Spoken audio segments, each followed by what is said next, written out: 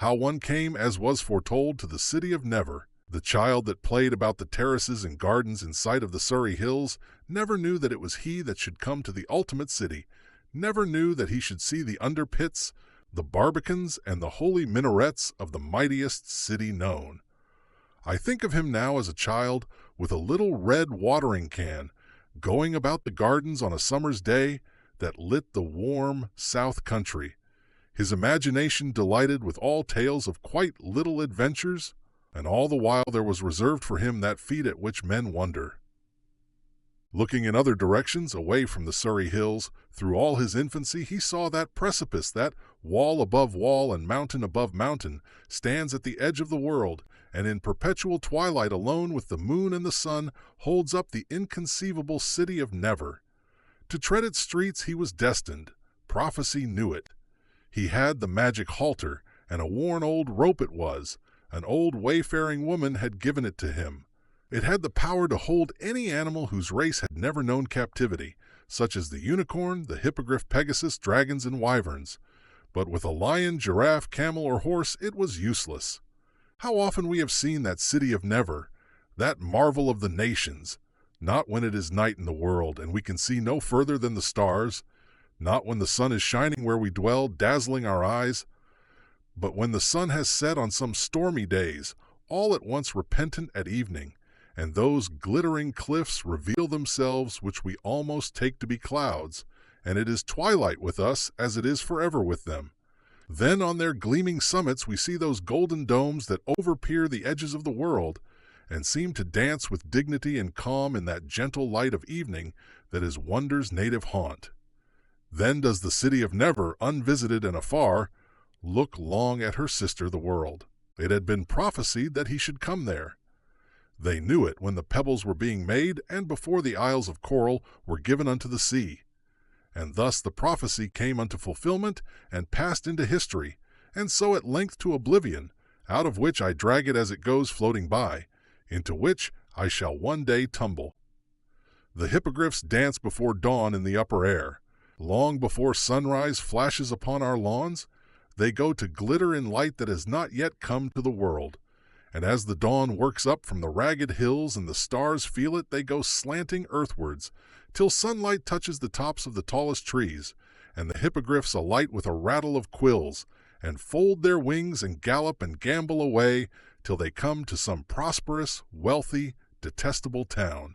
And they leap at once from the fields and soar away from the sight of it, pursued by the horrible smoke of it until they come again to the pure blue air. He whom prophecy had named from of old to come to the city of Never went down one midnight with his magic halter to a lakeside where the hippogriffs alighted at dawn, for the turf was soft there, and they could gallop far before they came to a town, and there he waited hidden near their hoof marks. And the stars paled a little and grew indistinct, but there was no other sign as yet of the dawn, when there appeared far up in the deeps of the night 2 little saffron specks, then 4 and 5. It was the hippogriffs dancing and twirling around in the sun. Another flock joined them. There were 12 of them now. They danced there, flashing their colors back to the sun. They descended in wide curves slowly, trees down on earth revealed against the sky, jet black each delicate twig. A star disappeared from a cluster, now another, and dawn came on like music, like a new song. Ducks shot by to the lake from still dark fields of corn, far voices uttered, a color grew upon water, and still the hippogriffs gloried in the light, reveling up in the sky. But when pigeons stirred on the branches and the first small bird was abroad, and little coots from the rushes ventured to peer about, then there came down on a sudden with a thunder of feathers the hippogriffs, and as they landed from their celestial heights, all bathed with the day's first sunlight, the man whose destiny it was as from of old to come to the city of Never sprang up and caught the last with the magic halter. It plunged, but could not escape it, for the hippogriffs are of the uncaptured races, and magic has power over the magical, so the man mounted it, and it soared again for the heights whence it had come, as a wounded beast goes home. But when they came to the heights that venturous rider saw huge and fair to the left of him the destined city of Never, and he beheld the towers of Lel and Lek, Nerib and Akathuma, and the cliffs of Toldenarba, a glistening in the twilight like an alabaster statue of the evening. Towards them he wrenched the halter, towards Toldenarba and the under pits. The wings of the hippogriff roared as the halter turned him. Of the under pits who shall tell? Their mystery is secret. It is held by some that they are the sources of night, and that darkness pours from them at evening upon the world, while others hint that knowledge of these might undo our civilization. There watched him ceaselessly from the under pits those eyes whose duty it is. From further within and deeper, the bats that dwell there arose when they saw the surprise in the eyes. The sentinels on the bulwarks beheld that stream of bats and lifted up their spears, as it were for war. Nevertheless, when they perceived that that war for which they watched was not now come upon them, they lowered their spears and suffered him to enter, and he passed whirring through the earthward gateway. Even so he came, as foretold, to the city of Never, perched upon Toldenarba, and saw late twilight on those pinnacles that know no other light. All the domes were of copper, but the spires on their summits were gold. Little steps of onyx ran all this way and that. With cobbled agates were its streets a glory. Through small square panes of rose quartz the citizens looked from their houses. To them, as they looked abroad, the world far off seemed happy. Clad though that city was in one robe always, in twilight, yet was its beauty worthy of even so lovely a wonder. City and twilight were both peerless but for each other. Built of a stone unknown in the world we tread were its bastions, quarried we know not where, but called by the gnomes abex.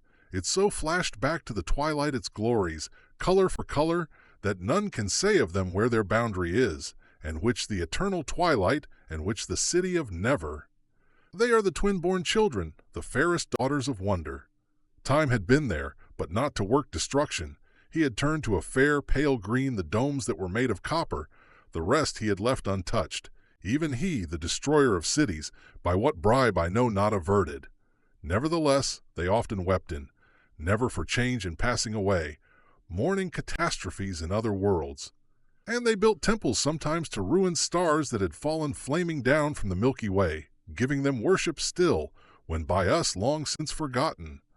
Other temples they have, who knows to what divinities. And he that was destined alone of men to come to the city of Never was well content to behold it as he trotted down its agate street, with the wings of his hippogriff furled, seeing at either side of him marvel on marvel of which even China is ignorant. Then as he neared the city's further rampart by which no inhabitant stirred, and looked in a direction to which no houses faced with any rose-pink windows, he suddenly saw, far off, dwarfing the mountains, an even greater city. Whether that city was built upon the twilight, or whether it rose from the coasts of some other world, he did not know. He saw it dominate the city of Never, and strove to reach it, but at this unmeasured home of unknown colossi the hippogriff shied frantically, and neither the magic halter nor anything that he did could make the monster face it. At last, from the city of Never's lonely outskirts where no inhabitants walked, the rider turned slowly earthward. He knew now why all the windows faced this way.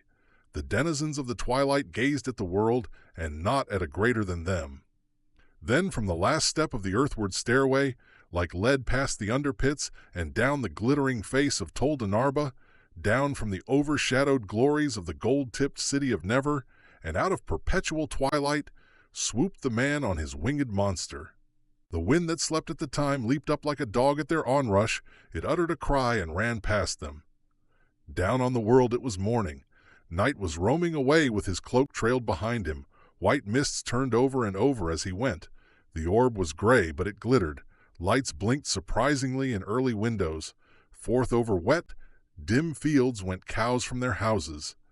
Even in this hour touched the fields again the feet of the hippogriff. And the moment that the man dismounted and took off his magic halter, the hippogriff flew slanting away with a whir, going back to some airy dancing place of his people. And he that surmounted glittering Toldenarba and came alone of men to the city of Never has his name and his fame among nations. But he and the people of that twilit city well know two things unguessed by other men, they that there is another city fairer than theirs, and he a deed unaccomplished. The coronation of Mr. Thomas Shap. It was the occupation of Mr. Thomas Shap to persuade customers that the goods were genuine and of an excellent quality, and that as regards the price, their unspoken will was consulted. And in order to carry on this occupation, he went by train very early every morning, some few miles nearer to the city from the suburb in which he slept. This was the use to which he put his life. From the moment when he first perceived, not as one reads a thing in a book, but as truths are revealed to one's instinct, the very beastliness of his occupation, and of the house that he slept in, its shape, make, and pretensions, and even of the clothes that he wore, from that moment he withdrew his dreams from it, his fancies, his ambitions, everything in fact except that ponderable Mr. Shap that dressed in a frock-coat, bought tickets and handled money, and could in turn be handled by the statistician. The priest's share in Mr. Shap, the share of the poet, never caught the early train to the city at all. He used to take little flights of fancy at first, dwelt all day in his dreamy way on fields and rivers lying in the sunlight where it strikes the world more brilliantly further south, and then he began to imagine butterflies there. After that, silken people and the temples they built to their gods. They noticed that he was silent and even absent at times, but they found no fault with his behavior with customers, to whom he remained as plausible as of old. So he dreamed for a year, and his fancy gained strength as he dreamed. He still read halfpenny papers in the train, still discussed the passing day's ephemeral topic, still voted at elections, though he no longer did these things with the whole Shap. His soul was no longer in them. He had had a pleasant year. His imagination was all new to him still, and it had often discovered beautiful things away where it went, southeast at the edge of the twilight. And he had a matter-of-fact and logical mind, so that he often said, "Why should I pay my 2 pence at the electric theater when I can see all sorts of things quite easily without?" Whatever he did was logical before anything else, and those that knew him always spoke of Shap as a sound, sane, level-headed man. On far the most important day of his life, he went as usual to town by the early train to sell plausible articles to customers, while the spiritual Shap roamed off to fanciful lands. As he walked from the station, dreamy but wide awake, it suddenly struck him that the real Shap was not the one walking to business in black and ugly clothes, but he who roamed along a jungle's edge near the ramparts of an old and eastern city that rose up sheer from the sand, and against which the desert lapped with one eternal wave. He used to fancy the name of that city was Larkar. "After all, the fancy is as real as the body," he said with perfect logic. It was a dangerous theory. For that other life that he led, he realized, as in business, the importance and value of method. He did not let his fancy roam too far until it perfectly knew its first surroundings. Particularly, he avoided the jungle. He was not afraid to meet a tiger there. After all, it was not real, but stranger things might crouch there. Slowly, he built up Larkar, rampart by rampart, towers for archers, gateway of brass, and all. And then one day he argued, and quite rightly, that all the silk-clad people in its streets, their camels, their wares that came from Inkistan, the city itself, were all the things of his will, and then he made himself king. He smiled after that when people did not raise their hats to him in the street as he walked from the station to business. But he was sufficiently practical to recognize that it was better not to talk of this to those that only knew him as Mr. Shap. Now that he was king in the city of Larkar and in all the desert that lay to the east and north, he sent his fancy to wander further afield. He took the regiments of his camel guards and went jingling out of Larkar with little silver bells under the camels' chins, and came to other cities far off on the yellow sand, with clear white walls and towers, uplifting themselves in the sun. Through their gates he passed with his 3 silken regiments, the light blue regiment of the camel guards being upon his right, and the green regiment riding at his left, the lilac regiment going on before. When he had gone through the streets of any city and observed the ways of its people, and had seen the way that the sunlight struck its towers, he would proclaim himself king there, and then ride on in fancy. So he passed from city to city and from land to land. Clear-sighted though Mr. Shap was, I think he overlooked the lust of aggrandizement to which kings have so often been victims, And so it was that when the first few cities had opened their gleaming gates, and he saw peoples prostrate before his camel, and spearmen cheering along countless balconies, and priests come out to do him reverence, he that had never had even the lowliest authority in the familiar world became unwisely insatiate. He let his fancy ride at inordinate speed, he forsook method. Scarce was he king of a land, but he yearned to extend his borders, so he journeyed deeper and deeper into the wholly unknown. The concentration that he gave to this inordinate progress through countries of which history is ignorant, and cities so fantastic in their bulwarks that, though their inhabitants were human, yet the foe that they feared seemed something less or more. The amazement with which he beheld gates and towers unknown even to art, and furtive people thronging intricate ways to acclaim him as their sovereign. All these things began to affect his capacity for business. He knew as well as any that his fancy could not rule these beautiful lands unless that other Shap, however unimportant, were well sheltered and fed, and shelter and food meant money, and money business. His was more like the mistake of some gambler with cunning schemes who overlooks human greed. One day his fancy, riding in the morning, came to a city gorgeous as the sunrise, in whose opalescent wall were gates of gold, so huge that a river poured between the bars, floating in, when the gates were opened, large galleons under sail. Thence there came dancing out a company with instruments, and made a melody all around the wall. That morning Mr. Shap, the bodily Shap in London, forgot the train to town. Until a year ago he had never imagined at all. It is not to be wondered at that. All these things now newly seen by his fancy should play tricks at first with the memory of even so sane a man. He gave up reading the papers altogether. He lost all interest in politics. He cared less and less for things that were going on around him. This unfortunate missing of the morning train even occurred again, and the firm spoke to him severely about it. But he had his consolation. Were not Arathrion and Argun Zerith and all the level coasts of Ura his? And even as the firm found fault with him, his fancy watched the yaks on weary journeys, slow specks against the snowfields, bringing tribute, and saw the green eyes of the mountain men who had looked at him strangely in the city of Nith when he had entered it by the desert door. Yet his logic did not forsake him. He knew well that his strange subjects did not exist, but he was prouder of having created them with his brain than merely of ruling them only. Thus, in his pride, he felt himself something more great than a king. He did not dare to think what. He went into the temple of the city of Zora and stood some time there alone. All the priests kneeled to him when he came away. He cared less and less for the things we care about, for the affairs of Shap, the businessman in London. He began to despise the man with a royal contempt.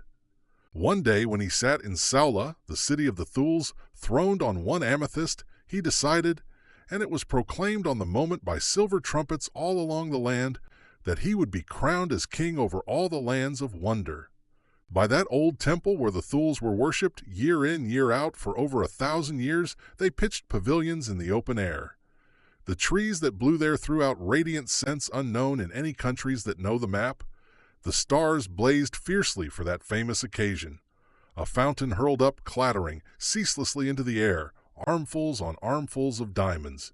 A deep hush waited for the golden trumpets. The holy coronation night was come. At the top of those old, worn steps, going down we know not whither, stood the king in the emerald and amethyst cloak, the ancient garb of the Thuls. Beside him lay that sphinx that for the last few weeks had advised him in his affairs. Slowly, with music, when the trumpet sounded, came up towards him from we know not where, 120 archbishops, 20 angels and 2 archangels, with that terrific crown, the diadem of the Thuls. They knew as they came up to him that promotion awaited them all because of this night's work. Silent, majestic, the king awaited them. The doctors downstairs were sitting over their supper. The warders softly slipped from room to room, and when in that cozy dormitory of Hanwell, they saw the king still standing erect and royal, his face resolute, they came up to him and addressed him. "Oh, go to bed," they said. "Pretty bed." So he lay down and soon was fast asleep. The great day was over. Chubu and Sheemish. It was the custom on Tuesdays in the temple of Chubu for the priest to enter at evening and chant, "There is none but Chubu." And all the people rejoiced and cried out, "There is none but Chubu." And honey was offered to Chubu, and maize and fat. Thus was he magnified. Chubu was an idol of some antiquity, as may be seen from the color of the wood. He had been carved out of mahogany, and after he was carved he had been polished. Then they had set him up on the diorite pedestal, with the brazier in front of it for burning spices and the flat gold plates for fat. Thus they worshipped Chubu. He must have been there for over 100 years when one day the priests came in with another idol into the temple of Chubu and set it up on a pedestal near Chubu's and sang, "There is also Sheemish." And all the people rejoiced and cried out, "There is also Sheemish." Sheemish was palpably a modern idol, and although the wood was stained with a dark red dye, you could see that he had only just been carved. And honey was offered to Sheemish, as well as Chubu, and also maize and fat. The fury of Chubu knew no time limit. He was furious all that night, and next day he was furious still. The situation called for immediate miracles. To devastate the city with a pestilence and kill all his priests was scarcely within his power. Therefore he wisely concentrated such divine powers as he had in commanding a little earthquake. "Thus," thought Chubu, "will I reassert myself as the only god, and men shall spit upon Sheemish." Chubu willed it, and still no earthquake came, when suddenly he was aware that the hated Sheemish was daring to attempt a miracle too. He ceased to busy himself about the earthquake and listened, or shall I say felt, for what Sheemish was thinking, for gods are aware of what passes in the mind by a sense that is other than any of our five. Sheemish was trying to make an earthquake too. The new god's motive was probably to assert himself. I doubt if Chubu understood or cared for his motive. It was sufficient for an idol already aflame with jealousy that his detestable rival was on the verge of a miracle. All the power of Chubu veered round at once and set dead against an earthquake, even a little one. It was thus in the temple of Chubu for some time, and then no earthquake came. To be a god and to fail to achieve a miracle is a despairing sensation. It is as though among men one should determine upon a hearty sneeze, and as though no sneeze should come. It is as though one should try to swim in heavy boots, or remember a name that is utterly forgotten. All these pains were Sheemish's. And upon Tuesday the priests came in, and the people, and they did worship Chubu, and offered fat to him, saying, "O Chubu, who made everything." And then the priests sang, "There is also Sheemish." And Chubu was put to shame, and spake not for 3 days. Now there were holy birds in the temple of Chubu, and when the 3rd day was come and the night thereof, it was as it were revealed to the mind of Chubu, that there was dirt upon the head of Sheemish. And Chubu spake unto Sheemish as speak the gods, moving no lips, nor yet disturbing the silence, saying, "There is dirt upon thy head, O Sheemish." All night long he muttered again and again, "There is dirt upon Sheemish's head." And when it was dawn and voices were heard far off, Chubu became exultant with earth's awakening things, and cried out till the sun was high, "Dirt, dirt, dirt upon the head of Sheemish." And at noon he said, "So Sheemish would be a god." Thus was Sheemish confounded, and with Tuesday one came and washed his head with rose water, and he was worshipped again when they sang, "There is also Sheemish." And yet was Chubu content, for he said, "The head of Sheemish has been defiled." And again, his head was defiled. It is enough. And one evening, lo, there was dirt on the head of Chubu also, and the thing was perceived of Sheemish. It is not with the gods as it is with men. We are angry one with another, and turn from our anger again, but the wrath of the gods is enduring. Chubu remembered, and Sheemish did not forget. They spake as we do not speak, in silence yet heard of each other, nor were their thoughts as our thoughts. We should not judge them merely by human standards. All night long they spake, and all night said these words only, "Dirty Chubu, dirty Sheemish. Dirty Chubu, dirty Sheemish," all night long. Their wrath had not tired at dawn, and neither had wearied of his accusation. And gradually Chubu came to realize that he was nothing more than the equal of Sheemish. All gods are jealous, but this equality with the upstart Sheemish, a thing of painted wood 100 years newer than Chubu, and this worship given to Sheemish in Chubu's own temple were particularly bitter. Chubu was jealous even for a god, and when Tuesday came again, The third day of Shemish's worship, Chubu could bear it no longer. He felt that his anger must be revealed at all costs, and he returned with all the vehemence of his will to achieving a little earthquake. The worshippers had just gone from his temple when Chubu settled his will to attain this miracle. Now and then his meditations were disturbed by that now familiar dictum, "Dirty Chubu." But Chubu willed ferociously, not even stopping to say what he longed to say and had already said 900 times, and presently even these interruptions ceased. They ceased because Shemish had returned to a project that he had never definitely abandoned, the desire to assert himself and exalt himself over Chubu by performing a miracle, and the district being volcanic, he had chosen a little earthquake as the miracle most easily accomplished by a small god. Now an earthquake that is commanded by two gods has double the chance of fulfillment than when it is willed by one, and an incalculably greater chance than when two gods are pulling different ways. As, to take the case of older and greater gods, when the sun and the moon pull in the same direction, we have the biggest tides.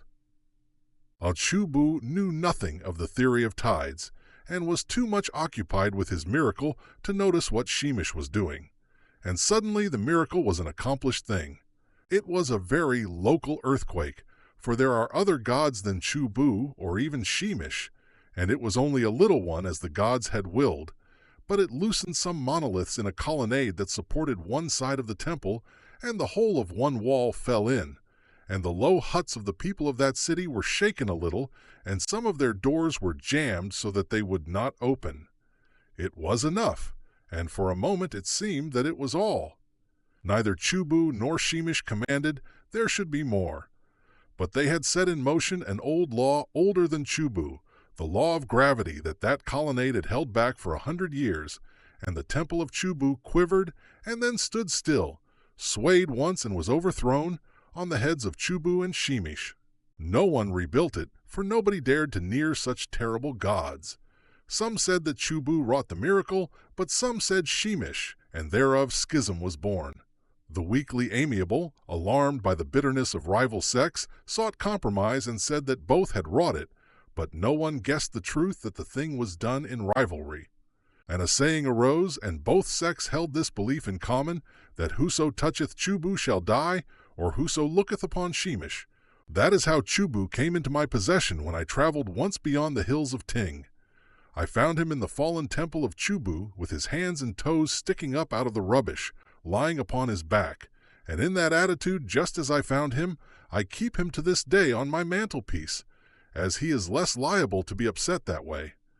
Shemish was broken, so I left him where he was, and there is something so helpless about Chubu with his fat hands stuck up in the air that sometimes I am moved out of compassion to bow down to him and pray, saying, "O Chubu, thou that made everything, help thy servant."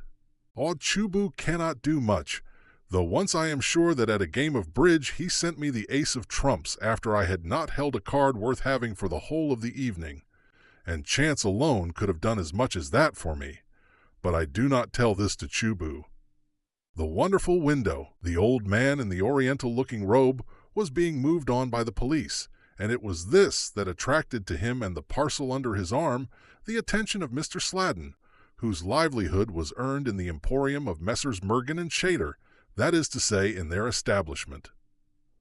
Mr. Sladden had the reputation of being the silliest young man in business. A touch of romance, a mere suggestion of it, would send his eyes gazing away as though the walls of the emporium were of gossamer and London itself a myth, instead of attending to customers.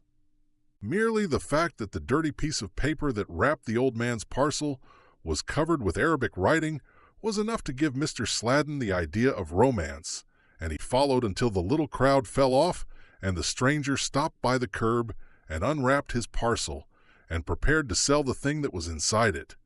It was a little window in old wood with small panes set inlaid.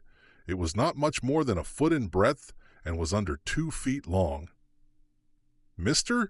Sladden had never before seen a window sold in the street, so he asked the price of it. "Its price is all you possess," said the old man. "Where did you get it?" said Mr. Sladden, for it was a strange window. "I gave all that I possessed for it in the streets of Baghdad." "Did you possess much?" said Mr. Sladden. "I had all that I wanted," he said, "except this window."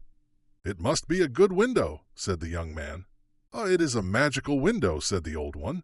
"I have only 10 shillings on me, but I have 15 and 6 at home." The old man thought for a while. "Then 25 and 6 is the price of the window," he said. It was only when the bargain was completed, and the 10 shillings paid, and the strange old man was coming for his 15 and 6, and to fit the magical window into his only room, that it occurred to Mr. Sladden's mind that he did not want a window. And then they were at the door of the house in which he rented a room, and it seemed too late to explain. The stranger demanded privacy when he fitted up the window, so Mr. Sladden remained outside the door at the top of a little flight of creaky stairs. He heard no sound of hammering, and presently the strange old man came out with his faded yellow robe and his great beard, and his eyes on far-off places. "It is finished," he said, and he and the young man parted. And whether he remained a spot of color and an anachronism in London, or whether he ever came again to Baghdad, and what dark hands kept on the circulation of his 25 and 6, Mr. Sladden never knew. Mr. Sladden entered the bare-boarded room in which he slept and spent all his indoor hours between closing time and the hour at which Messrs. Mergen and Shader commenced. To the penates of so dingy a room his neat frock-coat must have been a continual wonder. Mr. Sladden took it off and folded it carefully, and there was the old man's window rather high up in the wall. There had been no window in that wall hitherto, nor any ornament at all but a small cupboard. So when Mr. Sladden had put his frock-coat safely away, he glanced through his new window. It was where his cupboard had been, in which he kept his tea-things. They were all standing on the table now. When Mr. Sladden glanced through his new window, it was late in a summer's evening. The butterflies some while ago would have closed their wings, though the bat would scarcely yet be drifting abroad. But this was in London. The shops were shut, and street lamps not yet lighted. Mr. Sladden rubbed his eyes, then rubbed the window, and still he saw a sky of blazing blue, and far, far down beneath him, so that no sound came up from it, or smoke of chimneys, a medieval city set with towers, brown roofs and cobbled streets, and then white walls and buttresses, and beyond them bright green fields and tiny streams. On the towers archers lolled, and along the walls were pikemen, and now and then a wagon went down some old-world street and lumbered through the gateway and out to the country, and now and then a wagon drew up to the city from the mist that was rolling with evening over the fields. Sometimes folks put their heads out of lattice windows, sometimes some idle troubadour seemed to sing, and nobody hurried or troubled about anything. Airy and dizzy though the distance was, for Mr. Sladden seemed higher above the city than any cathedral gargoyle, yet one clear detail he obtained as a clue. The banners floating from every tower over the idle archers had little golden dragons all over a pure white field. He heard motor buses roar by his other window, he heard the newsboys howling. Mr. Sladden grew dreamier than ever after that on the premises, in the establishment of Messrs. Mergen and Shader. But in one matter he was wise and wakeful. He made continuous and careful inquiries about the golden dragons on a white flag, and talked to no one of his wonderful window. He came to know the flags of every king in Europe. He even dabbled in history. He made inquiries at shops that understood heraldry. But nowhere could he learn any trace of little dragons or on a field argent. And when it seemed that for him alone those golden dragons had fluttered, he came to love them as an exile in some desert might love the lilies of his home, or as a sick man might love swallows when he cannot easily live to another spring. As soon as Messrs. Mergen and Shader closed, Mr. Sladden used to go back to his dingy room and gaze through the wonderful window until it grew dark in the city, and the guard would go with a lantern round the ramparts, and the night came up like velvet, full of strange stars. Another clue he tried to obtain one night by jotting down the shapes of the constellations, but this led him no further, for they were unlike any that shone upon either hemisphere. Each day, as soon as he woke, he went first to the wonderful window, and there was the city, diminutive in the distance, all shining in the morning, and the golden dragons dancing in the sun, and the archers stretching themselves or swinging their arms on the tops of the windy towers. The window would not open, so that he never heard the songs that the troubadours sang down there beneath the gilded balconies. He did not even hear the belfry's chimes, though he saw the jackdaws routed every hour from their homes, and the first thing that he always did was to cast his eye round all the little towers that rose up from the ramparts to see that the little golden dragons were flying there on their flags. And when he saw them flaunting themselves on white folds from every tower against the marvelous deep blue of the sky, he dressed contentedly, and, taking one last look, went off to his work with a glory in his mind. It would have been difficult for the customers of Messrs. Mergin and Chater to guess the precise ambition of Mr. Sladden as he walked before them in his neat frock-coat. It was that he might be a man-at-arms or an archer in order to fight for the little golden dragons that flew on a white flag for an unknown king in an inaccessible city. At first Mr. Sladden used to walk round and round the mean street that he lived in, but he gained no clue from that, and soon he noticed that quite different winds blew below his wonderful window from those that blew on the other side of the house. In August, the evenings began to grow shorter. This was the very remark that the other employees made to him at the Emporium, so that he almost feared that they suspected his secret, and he had much less time for the wonderful window, for lights were few down there, and they blinked out early. One morning late in August, just before he went to business, Mr. Sladden saw a company of pikemen running down the cobbled road towards the gateway of the medieval city. Golden Dragon City, he used to call it alone in his own mind, but he never spoke of it to anyone. The next thing that he noticed was that the archers were handling round bundles of arrows in addition to the quivers which they wore. Heads were thrust out of windows more than usual. A woman ran out and called some children indoors. A knight rode down the street, and then more pikemen appeared along the walls, and all the jackdaws were in the air. In the street no troubadour sang. Mr. Sladden took one look along the towers to see that the flags were flying, and all the golden dragons were streaming in the wind. Then he had to go to business. He took a bus back that evening and ran upstairs. Nothing seemed to be happening in Golden Dragon City, except a crowd in the cobbled street that led down to the gateway. The archers seemed to be reclining as usual lazily in their towers, and then a white flag went down with all its golden dragons.